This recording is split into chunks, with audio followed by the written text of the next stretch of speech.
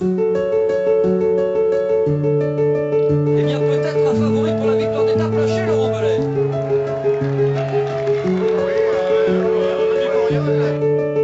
C'est gentil Thierry, pardon. Il fait pas de vélo le Thierry, hein, on voit bien. Il vient du foot le Thierry, on voit bien, on voit bien. Chute, chute, un coureur, Patrick. Un coureur est tombé dans le ravin, Patrick. Sur notre gauche, un coureur est tombé. Un coureur est tombé, il s'agit d'un coureur. Attendez, je vais regarder descendre devant le dos. Je vais attendre. Je regarde bien Alex Soule. Avec l'attaque d'Antichlek, là, c'est Nibali le premier à sauter dans sa roue. Antichlek juste derrière. Et Alberto Contador qui vient de partir. Lance Armstrong est lâché. Lance Armstrong est lâché. Et il est littéralement à côté, comme on dit, dans les milieux cyclistes, alors que tout le monde le passe. Bonjour à tous et bienvenue pour cette nouvelle émission des commissaires de course, une émission dédiée au Giro dont le parcours a été dévoilé jeudi dernier. On va essayer de vous débriefer tout ça, un peu comme on l'a fait pour le Tour de France. Alors ce soir avec moi, pour justement parler de ce Tour d'Italie, j'ai Benjamin. Bonsoir tout le monde. Mathieu. Bonsoir tout le monde. Et Greg. Alors messieurs, on va commencer... Salut tout le monde. Salut Greg. Alors messieurs, on va commencer par faire comme on l'avait fait pour le Tour de France. Je vais vous demander de faire un petit tour de table pour nous dire ce que vous pensez en général du parcours de ce Tour d'Italie. On va commencer par Mathieu, si tu le veux bien. Oui, alors un Tour d'Italie qui, à l'inverse du Tour de France, a fait 3 chronos. Des étapes plutôt longues en moyenne, puisque la moyenne des étapes en ligne, elle approche les 200 km, alors que sur le Tour de France, on était plutôt aux alentours de 170. Donc, a priori, un tracé vraiment différent donc, du Tour de France, et un tracé qui me paraît, moi, un petit peu déséquilibré. On a une première semaine assez dense, avec en plus un transfert qui va peut-être prendre un peu d'énergie aux coureurs. Et une deuxième semaine plutôt plate, et une troisième semaine, là par contre, avec beaucoup de montagnes et des très hauts sommets. C'est ton avis aussi, Greg ? Oui, c'est vrai, on va retrouver des choses finalement qu'on ne voit plus sur les autres grands tours, c'est-à-dire 3 contre la montre, hein, comme l'a dit, c'est quand même assez rare. Et je pense, voilà, on parlera aussi peut-être du transfert important entre la Hongrie et la Sicile. Et c'est vrai qu'après, on regarde tous aussi avec de grands yeux le final de ce Giro, avec que ce soit l'étape finale de Sestriere ou celle qu'on attend aussi avec le Stelvio, en sachant qu'il y a toujours l'inconnu de la météo. Mais c'est vrai qu'il est très particulier. Il y aura aussi des temps faibles dans ce Giro. On va y revenir quand on fera la présentation étape par étape. Alors pour finir, toi Ben, qu'est-ce que tu penses de ce tracé ?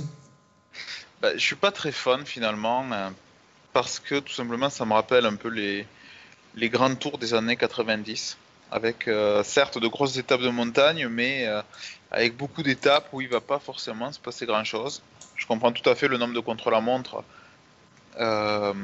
qui sont contrebalancés par des étapes de montagne qui peuvent faire très mal. Mais le problème avec le Giro, c'est que ces étapes de montagne, on ne sait pas ce qu'elles vont donner en réalité. Parce qu'il y a de très beaux cols qui font très envie, comme le col Daniel, mais est-ce qu'il sera seulement sur le Giro, est-ce qu'il va pas neiger ou quoi que ce soit? Et après, il y a pas mal d'étapes où j'ai peur que ce soit un peu pétard mouillé. Le point positif, par contre, c'est vrai que c'est totalement différent du Tour de France, avec de longues étapes. Donc ça, c'est cool. Et dernier point négatif, il y a beaucoup de transferts. Et toi, Charles, t'en penses quoi?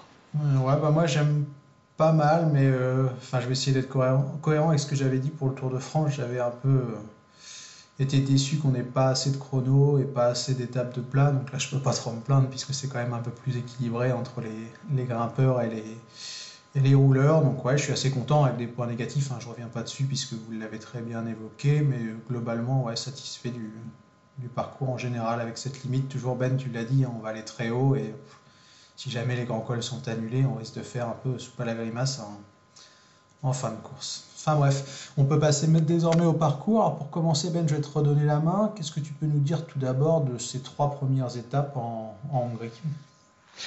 Pas grand-chose. Le contre-la-montre, il fait forcément penser dans Budapest à celui de l'an dernier, avec une partie plate et une partie montante, même si je pense pas que la bosse d'arrivée soit aussi dure que celle de cette année. Et après, les deux autres étapes, dont je vous épargnerai la prononciation des villes hongroises, bon, ça va être du sprint. Il y a rien à espérer. Après, je connais pas les routes. Est-ce qu'il peut y avoir du vent ou quoi que ce soit? Mais je pense que ça va être deux étapes qui vont mettre à rude épreuve les commentateurs si le Giro est comme annoncé en intégralité. C'est possible. Alors Mathieu a fait des recherches sur la prononciation des villes hongroises. Je crois qu'il veut nous donner le tracé de la troisième étape. C'est ça, Mathieu?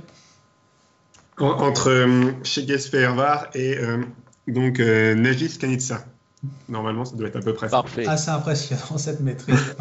Je crois que Greg, toi, c'est le transfert dont tu voulais nous parler sur ces trois premières étapes. Voilà, rapidement, par le contre-la-montre, ce sera déjà une premières informations intéressantes. Vous prendre le principal danger, c'est un circuit urbain, sont les chutes, mais les deux étapes, comme l'a dit Benjamin, finir au sprint. Oui, je voulais parler du transfert, parce que faire étape de 200 km, transfert et pas de jour de repos, directement l'étape Sicile-Montréal Agrigent. Je pense que les coureurs, alors ça m'étonne de ne pas avoir entendu des coureurs râler maintenant, parce que je pense que ça va râler pendant le Giro, et beaucoup vont se plaindre, car connaissant l'organisation légendaire des courses italiennes, je ne sais pas du tout comment va se passer ce transfert, et forcément il y en a qui vont être mécontents, qui vont être déçus, qui vont se sentir désavantagés. Ouais, puis en dehors des coureurs, moi je pense aussi à tous les suiveurs, même les assistants, etc., qui vont pas prendre l'avion, eux, et ceux qui vont faire de la bagnole, qui vont partir le soir pour tenter d'arriver en Sicile le lendemain matin, ça risque d'être un peu... Non, c'est pas possible. Ça va leur rappeler les voyages scolaires. Ouais, voilà, en car. C'est vrai qu'on le dit jamais, mais au final, il n'y a que les coureurs qui prennent l'avion, le reste c'est par voie terrestre. Donc, pour tous ces gens-là, ça va être assez compliqué, surtout peut-être pour les petits médias ou ceux qui n'ont pas les moyens de se payer des billets. Il y a 21 heures de route. Ouais, ça peut être dur. Non, là aussi, je pense pas. Hein. Comment ils vont faire? Ils peuvent pas. Hein. Ou alors ils n'iront pas au début à Budapest. Peut-être que certains apprendront. Non, ils prennent tous l'avion, c'est tout. Bref. Bon, bref, passons. On va pas trop rester longtemps là-dessus. Alors ensuite, vous l'avez dit, on va en Sicile, Benjamin, avec 3 étapes qui sont différentes les unes par rapport aux autres, je trouve. Qu'est-ce que tu penses, toi, de ces 3 tracés un peu différents? Alors, la première étape sicilienne qui arrive à Agrigente, c'est une étape qui va finir pour les punchers. Mais attention, c'est pas la bosse qui a vu le couronnement de Luc Leblanc. Là, c'est 3,7 km à 5,4%. Donc, c'est pas quelque chose d'exceptionnellement dur. Ça va faire quelques petits écarts. On va peut-être voir qui est bien, qui est pas bien, mais sans non plus trop d'enseignements.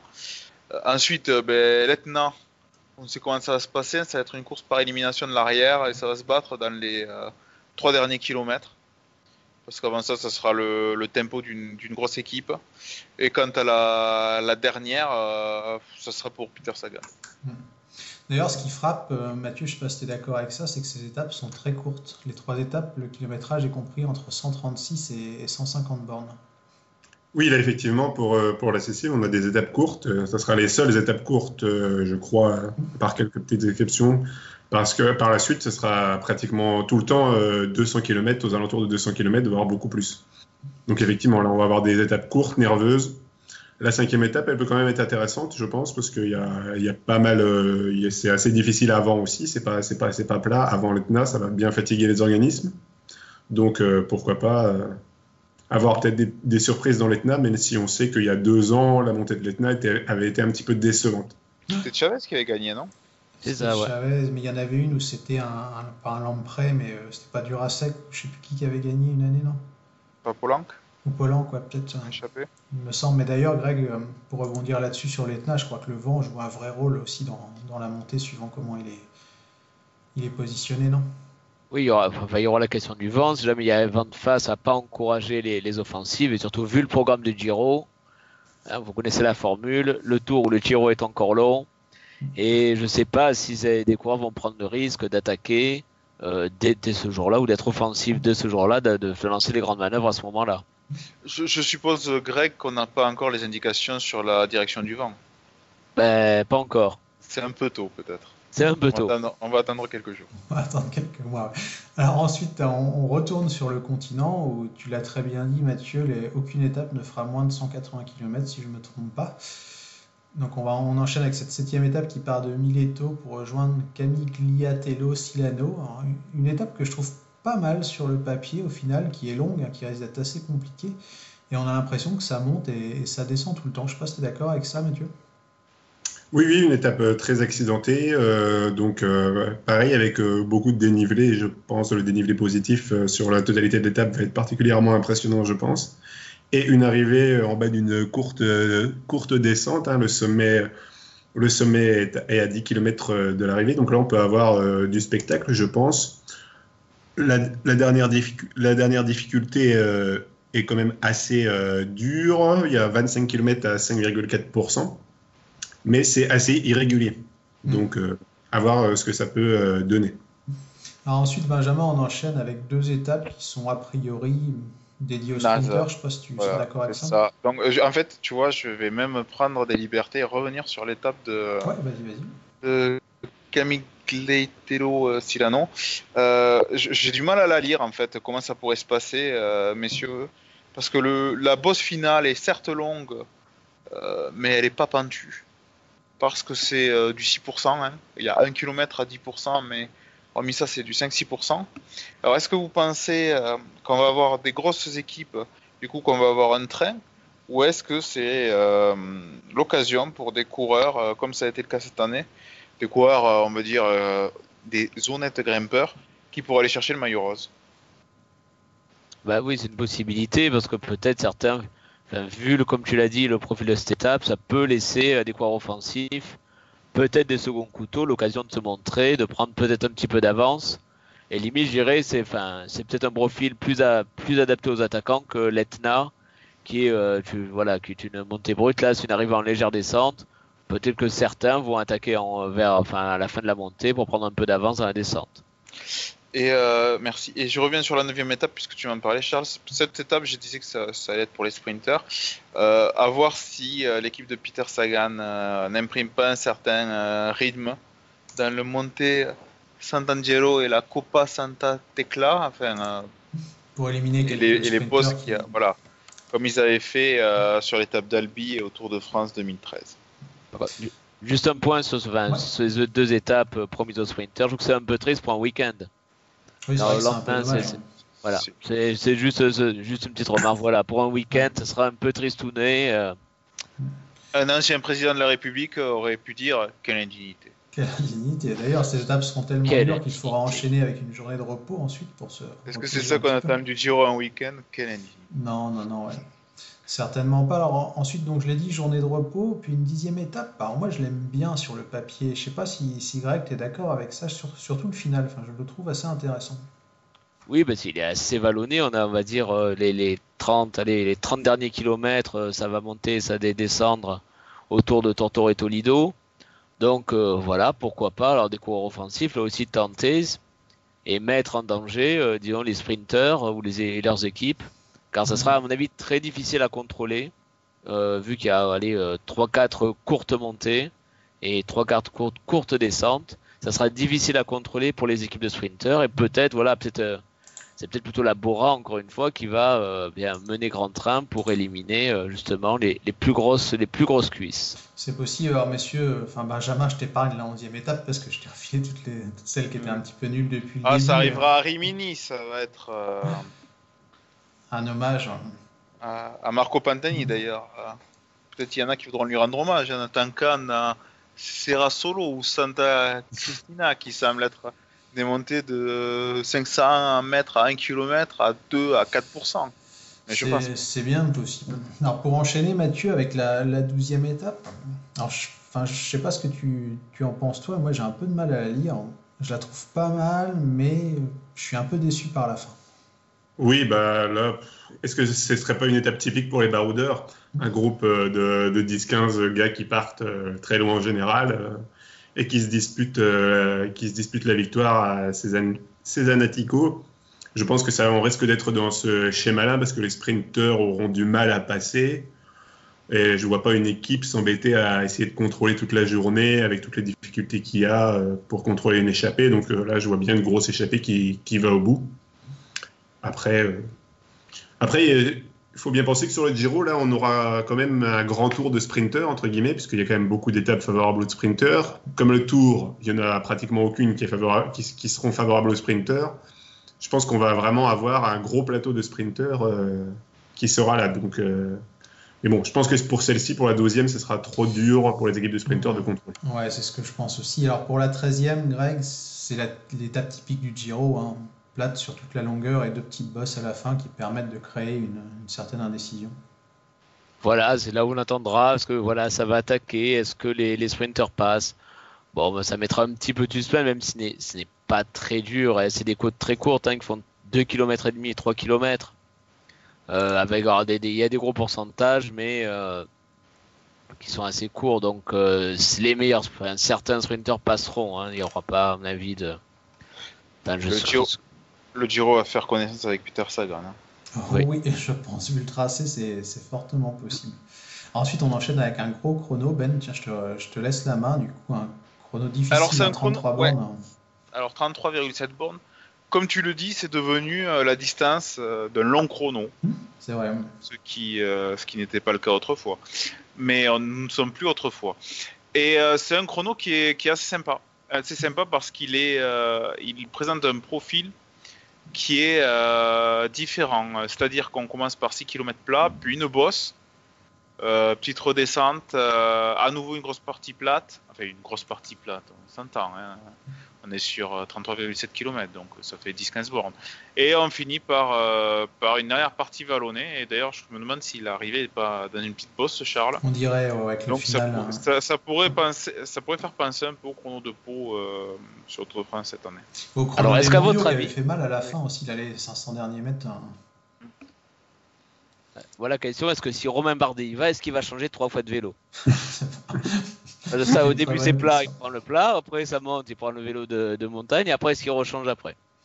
Moi je pense que si Romain Bardet s'y alignait, et d'ailleurs pour n'importe quelle épreuve qu'il va faire cette saison, le changement de vélo devrait être pour toute l'équipe cet hiver. D'ailleurs, puisque l'on parle de Romain Bardet, je pense que la 14e il aimera pas trop, mais la 15e c'est une étape qui serait un peu plus dans ses cordes, non Mathieu? Oui, la 15e étape, si tu me parles de la 15e, oui. La 15e étape, c'est une étape qui est tout à fait sympathique, avec une arrivée à Piancavallo, donc en haut d'un col qui est...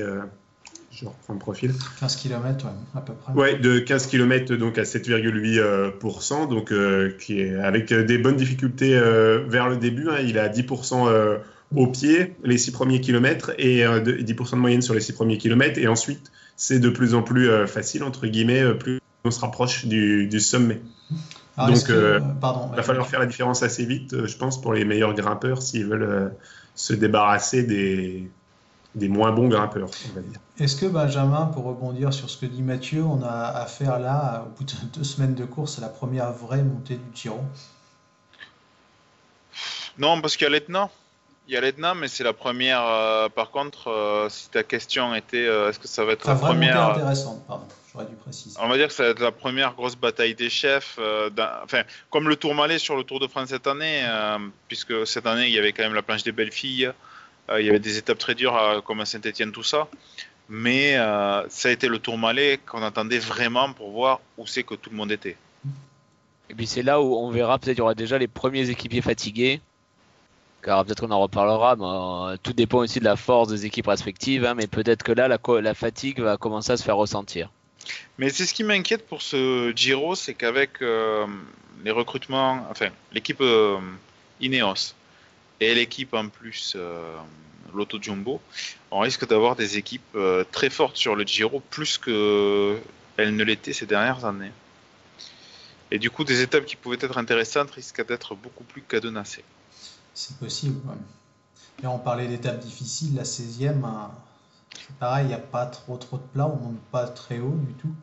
Ça sera le lendemain d'une journée de repos d'ailleurs. Le lendemain de journée de repos, mais sur un circuit à faire plusieurs fois, ça risque de faire très mal aussi vu la distance. Non ?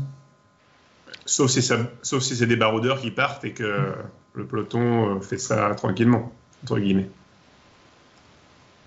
Après, Parce que- la côte est difficile hein, quand même. C'est 6-7 km. 7 km à... Attendez, je me trompe d'étape. Non. Le Non, montée, je me trompe, là, mais- c'est 3 Ouais, km à c'est plus de 10%. Voilà. Oui. Donc, à voir. Mais le lendemain de journée de repos, en plus, il y a une ascension très tôt. Ça pourrait être l'occasion de tenter quelque chose pour les Et 228 km. On parlait d'étapes longues, là, c'est le bel Oui. exemple. Est-ce que c'est pas des Gallois en général qui vont partir dans le col?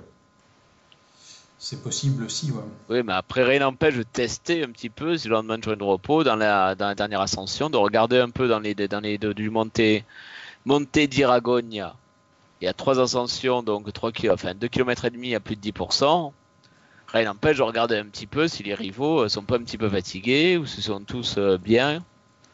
Hein, la journée sans, ça peut arriver. C'est possible. Alors, ensuite, on enchaîne. Le problème, c'est Pardon. l'étape qui a le lendemain. Oui. Et Oui. d'ailleurs, Charles, parle-nous-en de cette étape qui arrive à Madonna di Campiglio. Bah, une vraie étape de montagne où on va avoir 2 cols pour commencer, ensuite des longs faux plats jusqu'au pied du Stelvio. Le Stelvio, je n'ai pas besoin de préciser. Tout le Non, il y en a une avant.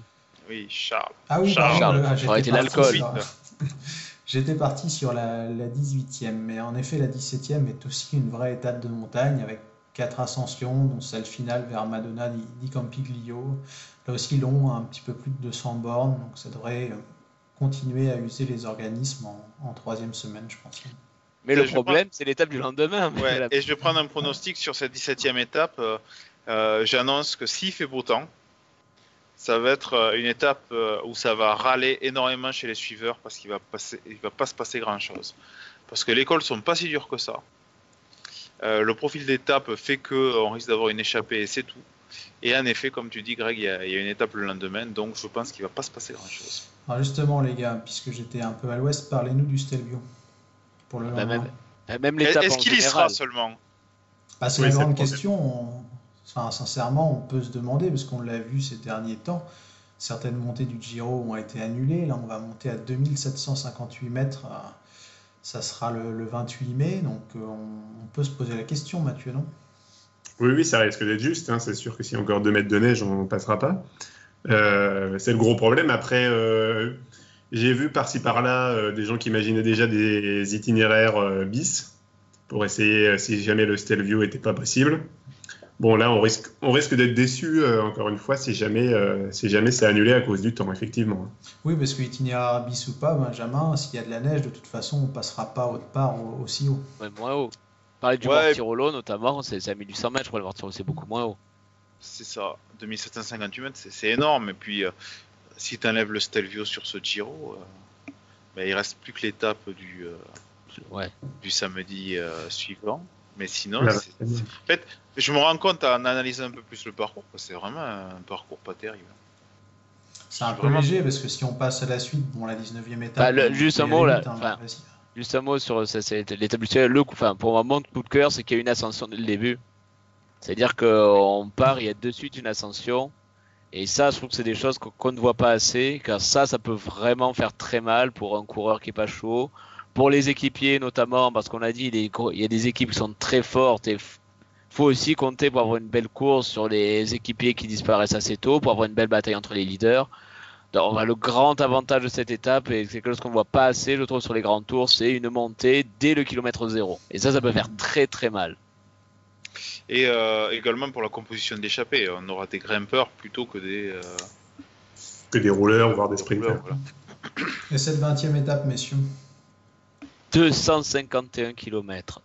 Plat, ça va être quand même compliqué à suivre à la télé, si c'est en intégralité comme c'est prévu.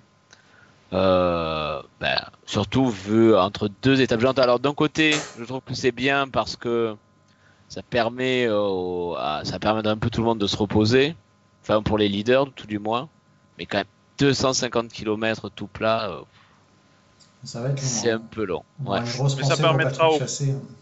Mais je pense que c'est également une volonté pour faire comme au Tour de France de 2018, avec une étape pour se reposer pour les coureurs, pour pouvoir attaquer sans se poser de questions sur l'étape de la veille et l'étape du lendemain. Et l'étape du lendemain, parce que le lendemain, Aniel, Izoard, Montgenèvre, et puis la montée de Sestrières, Benjamin. Elle est magnifique cette étape, si encore une fois elle est complète.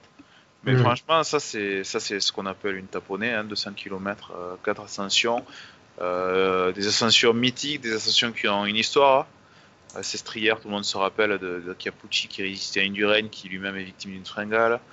Le col d'Izoard, et on n'a pas besoin d'en parler, surtout le col d'Aniel, qui est l'un des cols les plus durs d'Europe, qui monte très très haut, mais il ne se contente pas seulement de monter très haut, il est très long et il offre surtout de redoutables pourcentages.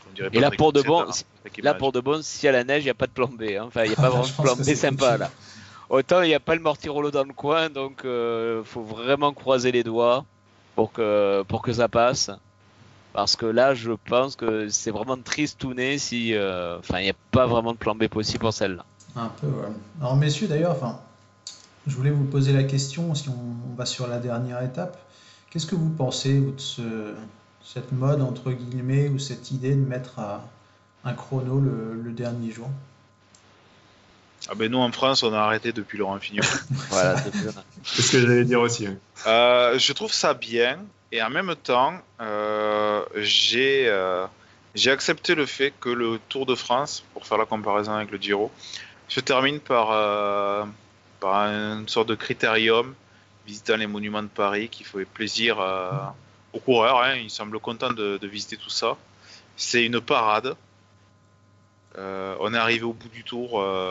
On se félicite et avoir un sprint royal ou alors chaque 15 ans, chaque 20 ans, c'est un peu comme les comètes, un coureur qui résiste au peloton.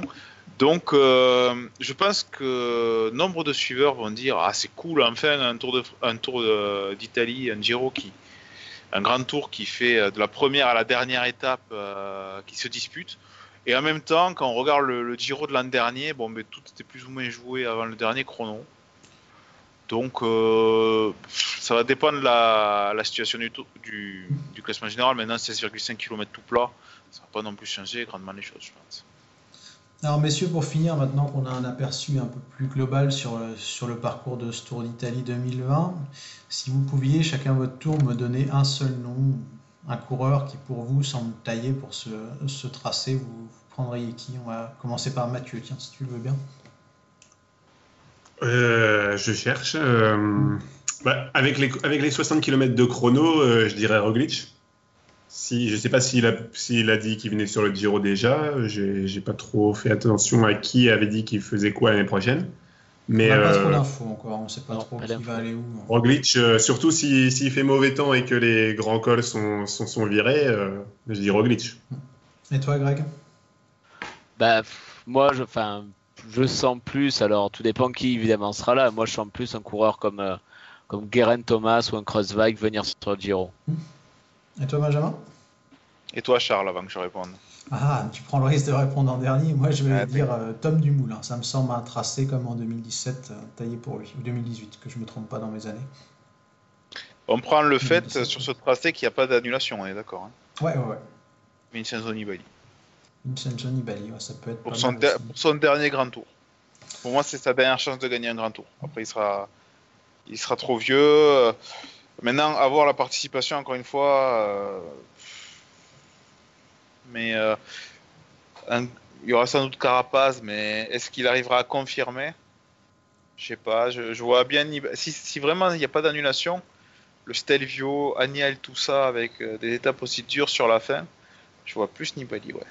Il y aura peut-être Bernal aussi, j'ai entendu que Bernal viendrait peut-être avec Carapaz. Bon, ça m'étonnerait. Ouais, je serais surpris aussi. Il y a un petit jeu de dupe en ce moment chez Ineos, je pense. Un peu d'intox. C'est Froome qui a annoncé que Bernal y serait, non?